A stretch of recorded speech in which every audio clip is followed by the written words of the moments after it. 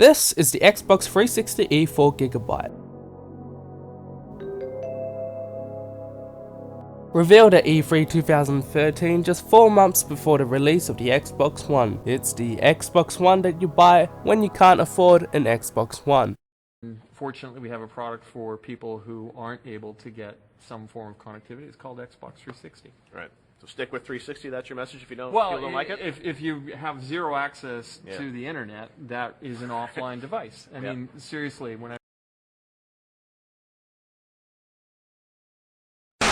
Maybe you remember seeing this futuristic supercomputer gaming console on the Xmas wishlist of your November 2005 issue of K-Zone magazine. The Xbox 360 came out the same year YouTube came out. The same year where you waited nearly 2 hours for anything decent to happen on screen. The same year that Tom Cruise jumped on the couch while on Oprah. I'm not gonna pretend. Yeah, don't do Scientology, it's one hell of a drug. You see, the Xbox 360e is running 9-year-old hardware. It's old, really old. But it's aged really well, like, William Shatner? I mean, for crying out loud, this console's able to run GTA 5 in beautiful, fantastic 720p at a playable frame rate of about 30 frames per second. Here's gameplay of a launch game that came out with the console. It doesn't even run at 720p, and fast forward 8 years later, it plays Forza 4 at 60 frames per second. It plays Call of Duty Advanced Warfare at 60 frames per second. Yeah, for a console that came out in 2005 and with the same amount of RAM as a white girl's iPhone 4S, it is pretty impressive. Who needs a pricey next-gen console that doesn't have many games when there's the Mass Effect series, the Halo series, Skyrim, Gears of War, old Call of Duties that you've missed out on and are on sale for less than $10, Fable series, Bioshock series,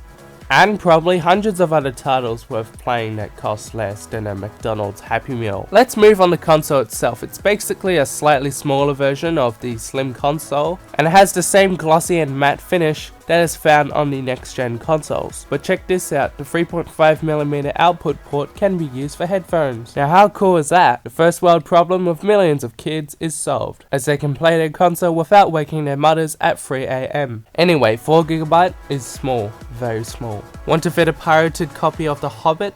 Don't even try. Only 2GB is available to the user. Luckily they let us use USB sticks up to 16GB for extra storage, and the console has 4 USB ports. Of course you can add an Xbox 360 hard drive, but don't even bother because they cost nearly as much as the console itself. What else is amazing about this console? It's super quiet in comparison to the direct competition. You see, this is how loud my console is when playing a game.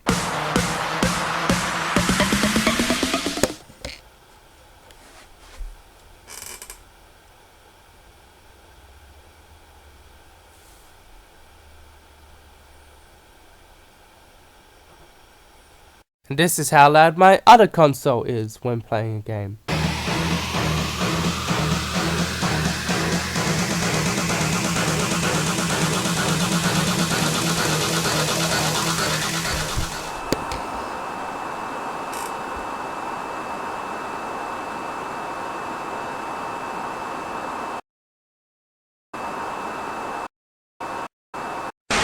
And even better, the console is able to work in a vertical orientation without a stand. Xbox One can't even do that. I also recommend putting the console in a vertical orientation, especially if you have a cat. I did a bit of research earlier and there were actually people who said that they had to change their console into vertical orientation because their cat enjoyed sitting on top of the vent because it was warm.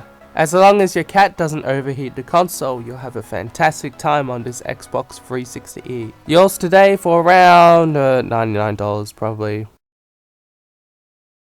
Ironic that Apple thought that 4 inches was the perfect size and now they're making massive phones like 5.5 inches. That is ridiculous for an iPhone.